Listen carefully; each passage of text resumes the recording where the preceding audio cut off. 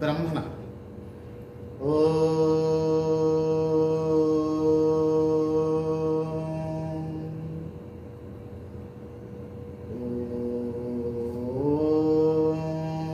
शांति शांति शांति स्वस्थ पिला माने आज साहित्य कालांश को पुनर्बार स्वागत। गत कालांश आमे रामचंद्र जीवनादर्श, भरत जीवन जीवनादर्श, देवी सीतांकर, दशरथंकर आदि विभिन्न प्रकार जीवन बा चरित्र आमे शिक्षणीय विषय सब शिक्षा करथिले। गणकवि वैष्णव पाणी गीतिनाट्यर स्रष्टा भाव में ओडिशार पुरपल सुपरिचित।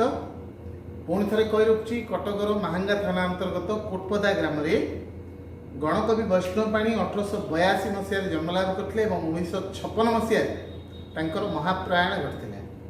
से जुगस्रष्टा से कवि मानकर स्रष्टा गीतिनाट्यर स्रष्टा गणकवि वैष्णव पाणी को नमन करी आज कालांश आरंभ करवा। पूर्व कालांश मुझे अर्धेक अंश आम पठन करते आवृत्ति कले। रामचंद्रंकर जो जीवनादर्श अच्छी पितृसत्य पालन निमंते रामचंद्र वन को गमन करते। निजर भाईर भ्रातृभक्ति भरत 14 वर्ष काल फलमूल भक्षण करी वनवासी भली जीवन निर्वाह करते। देवी सीता मध्य पतिव्रता शिरोमणि नारी थिले। पतिव्रतार अर्थ होची जे पति को व्रत रूप में धारण करता से होचंदी पतिव्रता नारी। से पतिव्रता शिरोमणि सती सीता होते राजराणी, किंतु परवर्ती समय हेले वनचारिणी, अर्थात निज स्वामी सत्य रक्षा पाई निजे मध्य रामंक सहित वन को गमन कले एवं 14 वर्ष काल निज जीवन अतिबाहित करदे वन भितर। आज आम आउ अर्धेक अंश देखा। किछि कष्ट शब्द पिला मो पूर्व कही शिक्षा आम जहाँ शिखु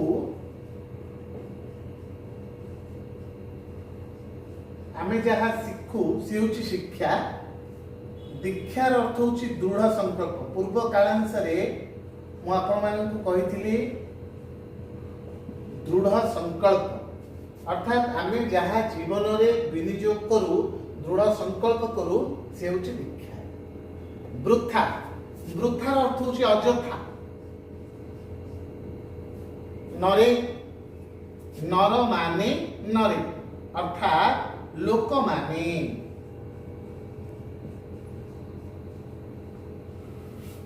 सुजस एठारे लक्ष्य करंतु सु उपसर्गर प्रयोग होछि। सुर अर्थ होछि उत्तम अर्थात जसर अर्थ होछि कीर्ति अर्थात उत्तम जश को उत्तम जश बा उत्तम कीर्ति को आम सुजस बोली कही। तापर आसला गुढ़। गुढ़र अर्थ होछि गहन बा लुकायित अवस्था रे थिबा तथ्य बा गुप्त जिनस को आम गुढ़ बोली कहू। गुप्त जहाँ अप्रकाश्य जहाँ को आम जानी पारु नाहु ताको साधारणतः गुढ़ तत्व बोली कहा जाए। पीड़ना पीड़नार अर्थ होछि पीड़ार अर्थ होछि कष्ट बा दुख। तार अर्थ होछि पीड़ना कष्ट दियना। मोह आम जाने दुईटी युग्म शब्द अच्छी माया मोह। माया कौन ना माया होछि जहाँ अच्छी किंतु आमको देखा जाए नहीं, किंतु आउ गोटे जिनस मध्य अच्छी जहाँ नहीं किंतु आमको देखा जाए। ये हूँ प्रकृत में माया। ये हूँ छलना। आपण चतुर्पार्श्व वायु अच्छी पवन अच्छी किंतु आपण मैंने देखिपारती। ये हूँ पवनर माया। ठीक सेमितिका मोह। मोहर अर्थ होछि आसक्ति भाव। पितार पुत्र प्रति आसक्ति भाव, भाईर भाई प्रति आसक्ति भाव, स्त्रीर स्वामी प्रति स्वामीर स्त्री प्रति जो मोह रही आसक्ति रही ताकू कह जाए मोह बा आसक्ति। दुईटी युग्म शब्द पुणी थे अच्छी देखो पिला माने विघ्न आ बाधा। विघ्न आउ बाधा। भगवान गणेश को कह जाए विघ्न हरता, अर्थात जी सकल रिष्ट को खंडन करती सी होची विघ्न हरता। विघ्नर अर्थ होची कष्ट, दुख, विभिन्न प्रकार बाधा। तेणु ये सम विशिष्ट युग्म शब्द, गोटे प्रकार युग्म शब्द विघ्न एवं बाधा। सुवर्णगढ़, सुवर्णगढ़ अर्थ होची सुनार लंका। आपण माने जानिछंती जे सुनार लंका क्या थिला ना महादेवंगा प्रतिष्ठा करा जायतिला, किंतु परवर्ती समय ताकू रावण ग्रहण कला एवं सुवर्णर लंका की परवर्ती समय भक्त शिरोमणि हनुमान जालीपुड़ी पाउंस कर देथिले। एतिकी विषय आपण माननकु जणा अछि। देवी सीता विषय कविता मध्य कह जायछि।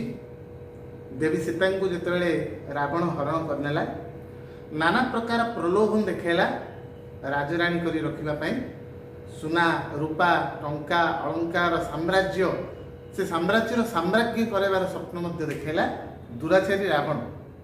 किंतु भगवती सीता से प्रलोभन रे प्रलोभित हो नथिले एवं रामचंद्रंकर आसीबा बाट को अपेक्षा कर रहिथिले एवं परवर्ती समय पुणी रामचंद्र को पाइथिले। से होचंदी पतिव्रता शिरोमणि नारी। एक कविता मध्य ठीक सेमितिका आउ अधिक अंश अच्छी, समस्ते आवृत्ति करंतु। आपणकर स्क्रीन सम्मुख रे अच्छी। पीड़ना मन को केभे जड़ी माया मोह लोभे, सबु सुख मिले चित्त करिले दृढ़, देवता होइले सुधा न छाड़ई विघ्न बाधा, जेते सावधानी गले खसई गोड़, वृथा अहंकारे नरे आउ न पड़, वृथा अहंकारे नरे आउ न पड़, राम वनवास देखी हे दर्शके हुओ सुखी, से पद पंकजे ध्याई कर जोड़, मूढ़ वैष्णव आस करिछि हे बाबू दास, व्याजुगे जिणिला हनु सुवर्ण गढ़, वृथा अहंकारे नरे आउ न पड़।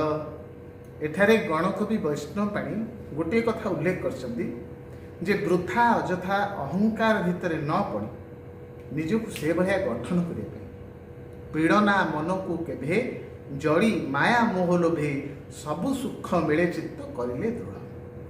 भगवान रामचंद्र, भगवान कृष्णचंद्र द्वापर जुगरे एवं त्रेता जुगरे जन्म लाभ करथिले मध्य ए मत्यमंडल रे जन्म ग्रहण करी मोह माया भितर आबद्ध होते एवं परवर्ती समय अनेक प्रकार दुख कष्ट से माने भोग करते। ठीक से भाया अनेक महामनीषी पृथ्वी पृष्ठ जन्म ग्रहण करछन्ती, जो माने केवल मोह माया भितर मो बापा मो माँ मो भाई मो भौणी मो संपत्ति मो गाड़ी मो घोड़ा इत्यादि इत्यादि रे विमर्जित हुई से माने मोह माया भितर आबद्ध होई परवर्ती समय दुख लाभ करती। ठीक से भली गणकवि वैष्णववाणी कहते जे मोह एवं माया भितर जदि मनुष्य रक्षा पाई पारला, जदि ता मध्य प्रवेश न कला एवं चित्त को दृढ़ कला, हृदय को दृढ़ कला, मन को दृढ़ कला, निश्चित रूपे संसार सबु प्रकार सुख ताको प्राप्त हो। पीड़ना मन को केभे जड़ी माया मोह लोभे, सबु सुख मेले चित्त करिले दृढ़। परवर्ती समय कहते देवता होइले सुद्धा न छाड़ई विघ्न बाधा, जेते सावधाने गले खसई गोड़। प्रभु रामचंद्र श्रीकृष्ण मध्य भगवान ही मध्य अनेक दुख यातना भोग करथिले एवं अनेक प्रकार विभिन्न प्रकार लांछना शुणा पाई।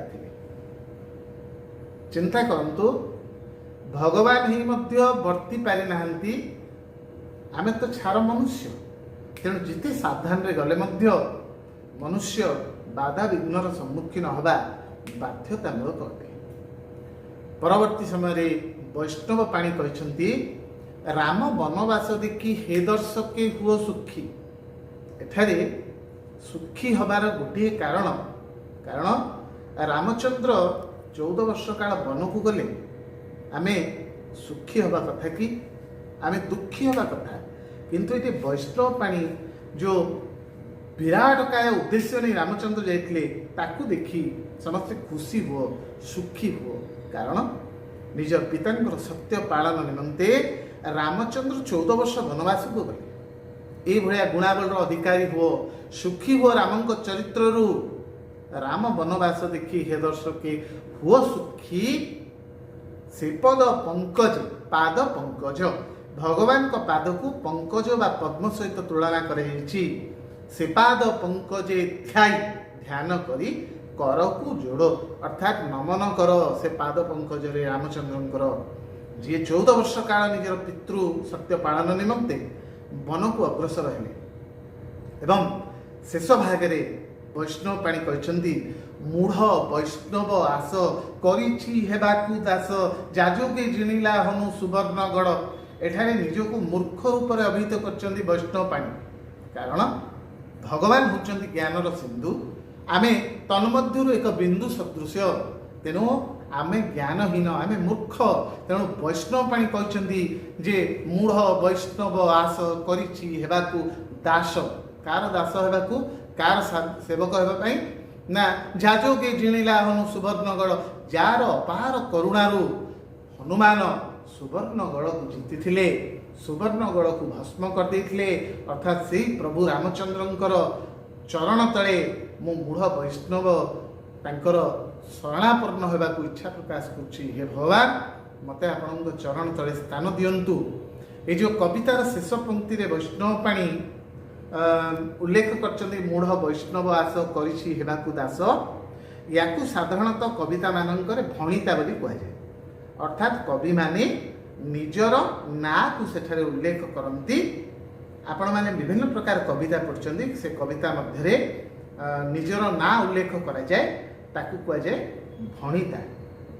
पिला माने शिक्षा दीक्षा कविता पढ़ले केवल श्रेयस्कर नुहे, ताकू जदि रामायण प्रत्येक चरित्र को आम निज जीवन में ग्रहण करवा धारण करवा ताले पुणी आउ थे रामराज्य फेरी आसब। आज एतिकी थाउ, नमस्कार।